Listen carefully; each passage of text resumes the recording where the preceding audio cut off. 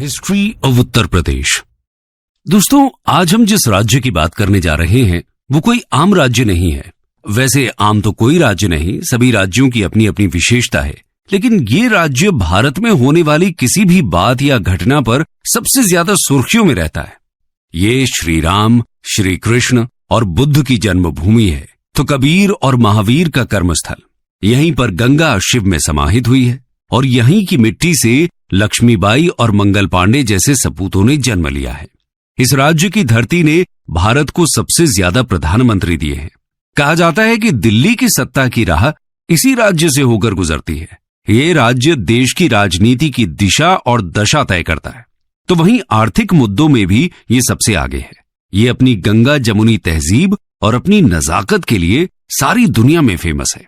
दोस्तों, हम बात कर रहे हैं उत्तर प्रदेश की। भारत के उत्तर मध्य में बसा उत्तर प्रदेश भारत का सबसे अधिक आबादी वाला और चौथा सबसे बड़ा राज्य है। ये राज्य जितना नएपन से भरा है उतना ही ऐतिहासिक भी है।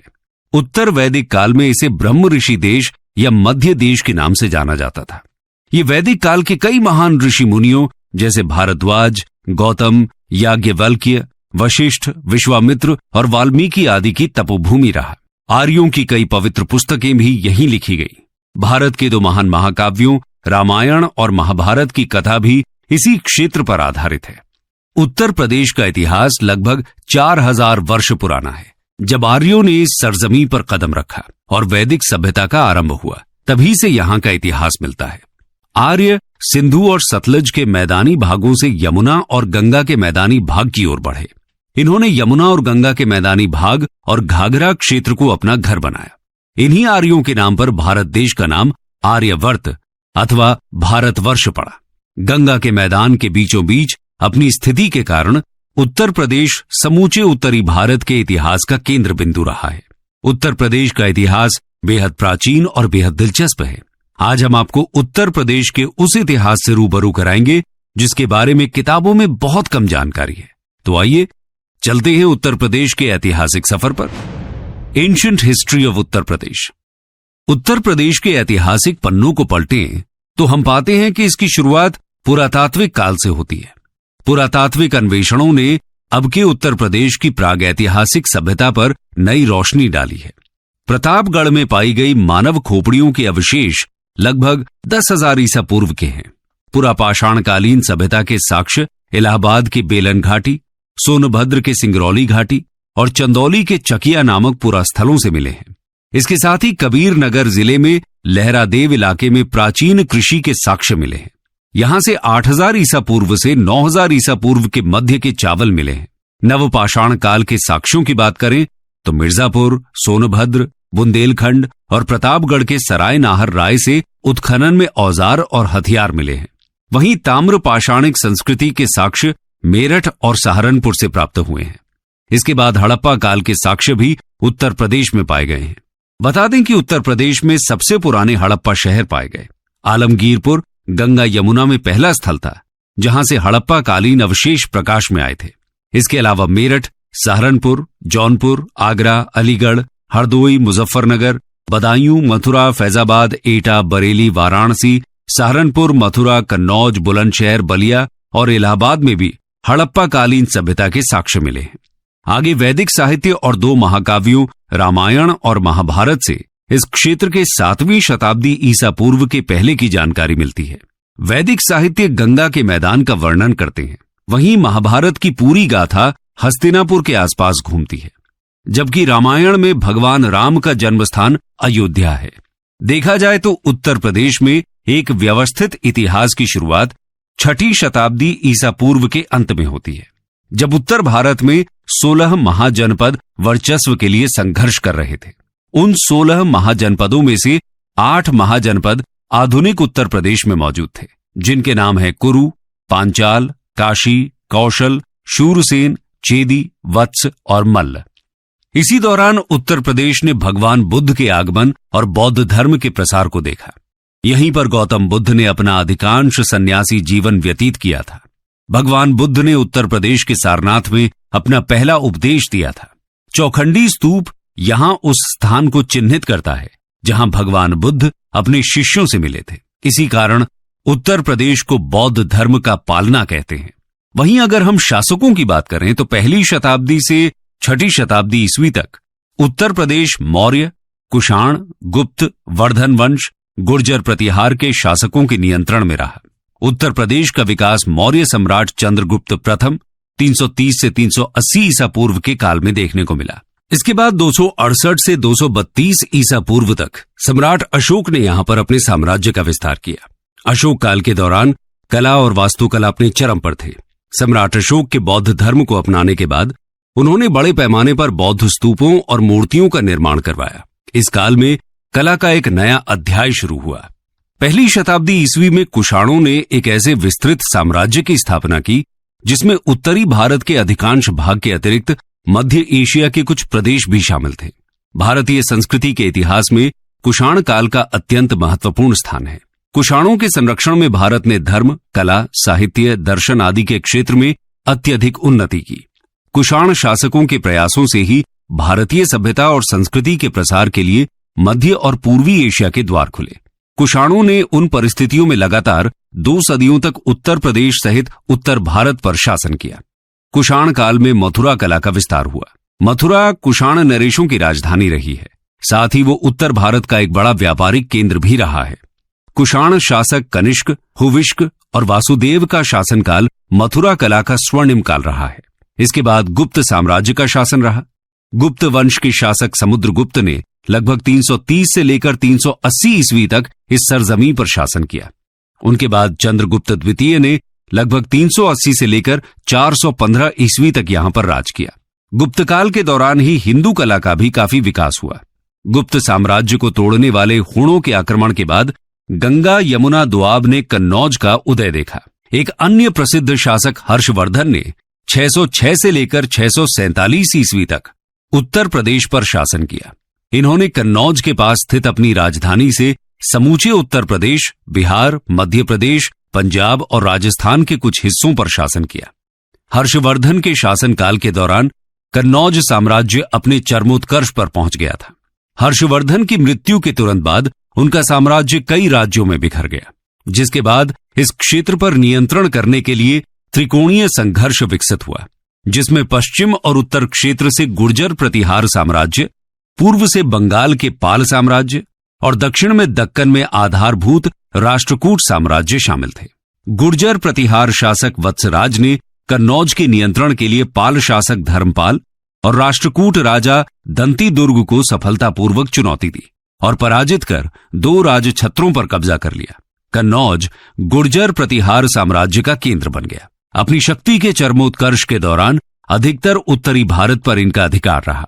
मध्यकाल में उत्तर प्रदेश मुस्लिम शासकों के अधीन हो गया था, जिससे हिंदू और इस्लाम धर्म के पास आने से एक नई मिलीजुली संस्कृति का विकास हुआ। आइए जानते हैं उत्तर प्रदेश के मध्यकाल को।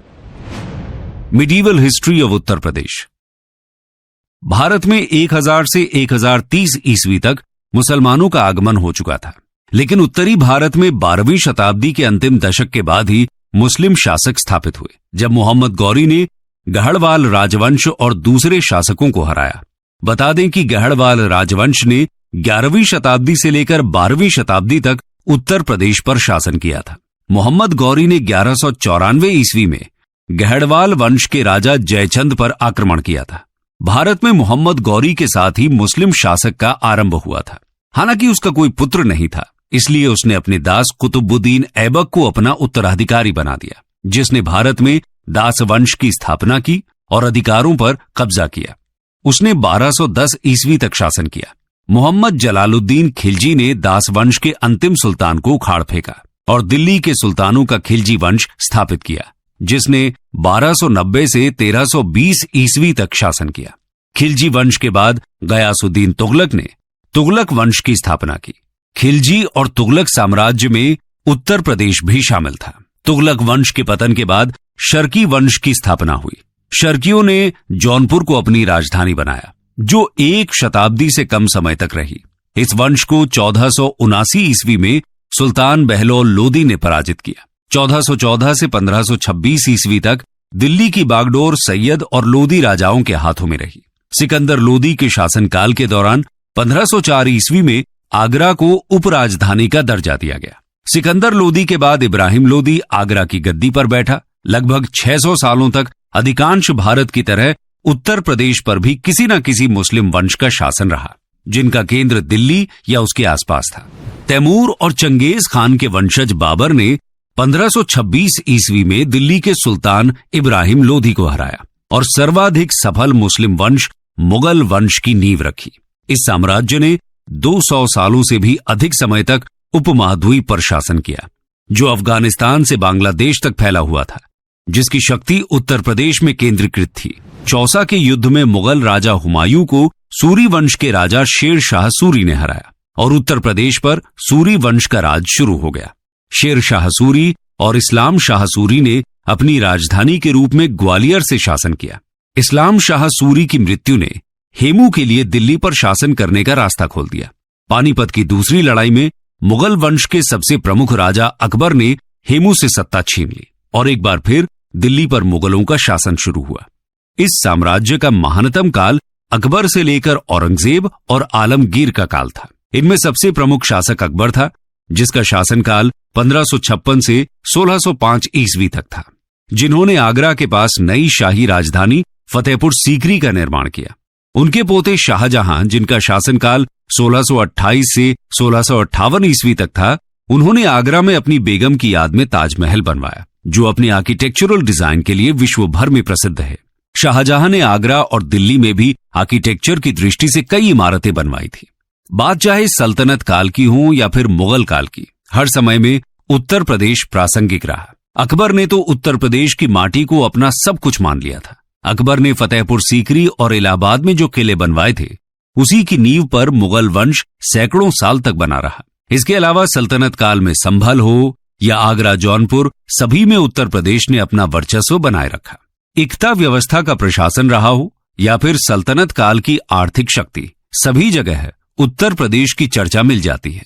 मुगल साम्राज्य ने उत्तर प्रदेश में हिंदू और मुस्लिम संस्कृति से मिली जुली एक नई संस्कृति का विकास किया। इस संस्कृति के जन्मदाता अकबर ही थे, जिन्होंने बिना किसी भेदभाव के अपने दरबार में आर्किटेक्चरल, लिटरेचर, पेंटिंग और म्यूजिक एक्सपर्ट्स को नियुक्त किया था। लेकिन धीरे धीरे हिंदुत्व और इस्लाम के टकराव ने कई नए विचारों को जन्म दिया था और उनका विकास किया था। 18वीं शताब्दी में मुगलों के पतन के साथ ही इस मिश्रित संस्कृति का केंद्र दिल्ली से लखनऊ चला गया, जो अवध के नवाब के अंतर्गत था और जहां सांप्रदायिक सद्भाव के माहौल में कला, साहित्य, संगीत और काव्य का विकास हुआ। जब उत्तर प्रदेश आधुनिक भारत के पड़ाव पर पहुंचा, तो उत्तर प्रदेश का अलग ही रूप देखने को मिला। यहीं से उत्तर प्रदेश ने अपने लिए अलग कहानी लिखनी शुरू कर दी। चलिए जानते हैं उत्तर प्रदेश का आधुनिक इतिहास। Modern history of Uttar Pradesh. 1707 में औरंगजेब की मृत्यु के पश्चात अगले 50 सालों तक दिल्ली की गद्दी पर कुल 8 मुगल शासकों ने शासन किया। 1757 तक वर्तमान उत्तर प्रदेश में 5 स्वतंत्र राज्य स्थापित हो चुके थे। इस दौरान अवध और रुहेल 2 ऐसे क्षेत्र बन गए जो शक्ति के संघर्ष को, और अवध और रुहेला ने मुगलों के खिलाफ विद्रोह कर दिया। इन दोनों के विद्रोह को देखते हुए बाकी राज्यों ने भी वर्चस्व के लिए दिल्ली में मुगलों के साथ संघर्ष शुरू कर दिया। इधर 17वीं शताब्दी के मध्य तक ईस्ट इंडिया कंपनी ने भारत के दक्षिणी भाग में एंट्री कर ली थी और अब वो उत्तर भारत की ओर बढ़ रहे थे। 18वीं शताब्दी में आते आते मुगल सत्ता का पतन हो गया। इधर ईस्ट इंडिया कंपनी उत्तर भारत में अपनी जड़ें जमाने लगी। उसने शुरुआत में विभिन्न साम्राज्यों से शक्तियां छीनकर उन्हें बंगाल प्रेसिडेंसी के तहत एकजुट कर दिया। इसमें नवाबों के प्रांत अवध, ग्वालियर के सिंधिया और नेपाल के गोरखा शामिल थे। 1834 में ईस्ट इंडिया कंपनी ने उत्तर पश्चिमी प्रांतों को बंगाल प्रेसिडेंसी से अलग कर दिया और एक नई प्रेसिडेंसी का निर्माण किया, जिसे आगरा प्रेसिडेंसी कहा गया। सन 1857 की क्रांति की शुरुआत भी उत्तर प्रदेश के मेरठ शहर से ही हुई थी। ये क्रांति लगभग 1 साल तक चली और धीरे धीरे पूरे उत्तर भारत में फैल गई। इस क्रांति को भारत का पहला स्वतंत्रता संग्राम नाम दिया गया। इस संग्राम में झांसी की रानी लक्ष्मीबाई, अवध की बेगम हजरत महल, बख्त खान, नाना साहेब, तात्या टोपे आदि अनेक देशभक्तों ने भाग लिया। 1858 ईस्वी में विद्रोह के दमन के बाद ईस्ट इंडिया कंपनी को भारत का शासन ब्रिटिश ताज को सौंपना पड़ा। 1880 ईस्वी के बाद भारतीय राष्ट्रवाद के उदय के साथ उत्तर प्रदेश का प्रांत स्वतंत्रता आंदोलन में भी सबसे आगे रहा। इस प्रदेश ने भारत को मोतीलाल नेहरू, मदन मोहन मालवीय, जवाहरलाल नेहरू और पुरुषोत्तम दास टंडन जैसे महत्वपूर्ण राष्ट्रवादी राजनैतिक नेता दिए। सन 1902 में नॉर्थ वेस्ट प्रोविंस का नाम बदलकर United province of Agra and Awadh कर दिया गया। आम बोलचाल में इसे यूपी कहा जाने लगा। सन 1920 में प्रदेश की राजधानी को इलाहाबाद के स्थान पर लखनऊ बना दिया गया और प्रदेश का उच्च न्यायालय इलाहाबाद में ही बना रहा और लखनऊ में उच्च न्यायालय की एक हाईकोर्ट बेंच स्थापित की गई। इसी दौरान भारत में ब्रिटिश साम्राज्य की नींव हिलाने के लिए महात्मा गांधी ने असहयोग आंदोलन शुरू किया, जो धीरे धीरे पूरे संयुक्त प्रांत में फैल गया। लेकिन चौरी चौरा गांव में हुई हिंसा के कारण महात्मा गांधी को असहयोग आंदोलन रोकना पड़ा। इसके साथ ही संयुक्त प्रांत मुस्लिम लीग की राजनीति का भी केंद्र रहा। ब्रिटिश काल के दौरान इन्हीं प्रांतों में सबसे अधिक रेलवे, नहर और संचार के साधनों का व्यापक विकास हुआ। अंग्रेजों ने यहां आधुनिक शिक्षा और वेस्टर्न कल्चर को भी बढ़ावा दिया। इसी के तहत यहां पर 1921 में लखनऊ विश्वविद्यालय की स्थापना हुई। बाद में 1935 में इसका संक्षिप्त नाम यूनाइटेड प्रोविंसेस प्रचलित हो गया। 1947 में भारत को अंग्रेजों से आजादी मिली और यूनाइटेड प्रोविंसेस एक नए लोकतांत्रिक भारत का महत्वपूर्ण एडमिनिस्ट्रेटिव यूनिट बन गया। 2 साल बाद इसकी सीमा के पास स्थित टिहरी गढ़वाल और रामपुर स्वतंत्र राज्यों को यूनाइटेड प्रोविंसेस में शामिल कर लिया गया। 24 जनवरी 1950 को गवर्नमेंट ऑफ इंडिया एक्ट 1935 के तहत यूनाइटेड प्रोविंसेस का नाम बदलकर उत्तर प्रदेश कर दिया गया था। लेकिन सन 2000 में उत्तर प्रदेश का विभाजन कर एक नए राज्य उत्तराखंड की स्थापना की गई। दरअसल उत्तर प्रदेश के गठन के तुरंत बाद राज्य के हिमालयी क्षेत्रों में अशांति विकसित हो गई थी। इस क्षेत्र के लोगों को लगा कि इतनी ज्यादा जनसंख्या और इतने बड़े एरिया के कारण लखनऊ में बैठी सरकार उन पर ध्यान नहीं देगी और उनकी देखरेख नहीं कर सकेगी। व्यापक बेरोजगारी, गरीबी और अपर्याप्त बुनियादी ढांचे ने उनके असंतोष में योगदान दिया। 1990 के दशक में एक अलग राज्य की उनकी मांग में तेजी आई। 2 अक्टूबर 1994 को मुजफ्फरनगर में एक हिंसक घटना से आंदोलन बढ़ गया, जब पुलिस ने राज्य समर्थक प्रदर्शनकारियों पर गोलीबारी की, जहां बहुत से लोग मारे गए। अंत में नवंबर 2000 में उत्तरांचल को उत्तर प्रदेश के उत्तर पश्चिमी हिस्से से अलग कर एक नए राज्य का गठन किया गया। 2007 में इसका नाम बदलकर उत्तराखंड रख दिया गया। कंक्लूजन। तो दोस्तों, ये थी उत्तर प्रदेश की गौरव गाथा। ये मुगलों के परचम, पतन और अंग्रेजों के आगमन का गवाह बना। यहां की मिट्टी ने अंग्रेजों की गुलामी देखी है, तो इसी मिट्टी से क्रांति की चिंगारी भी उठी है। उत्तर प्रदेश की धरती हमेशा से सोना उगलने वाली रही। तभी तो अंग्रेजों ने बंगाल हाथ में आने के बाद भी उत्तर प्रदेश पर कब्जा करने के लिए अपना सब कुछ झोंक दिया। स्वतंत्रता के बाद से राज्य ने भारत के भीतर एक प्रमुख भूमिका बनाए रखी है। इस राज्य ने देश को कई प्रधानमंत्री दिए हैं, जिनमें जवाहर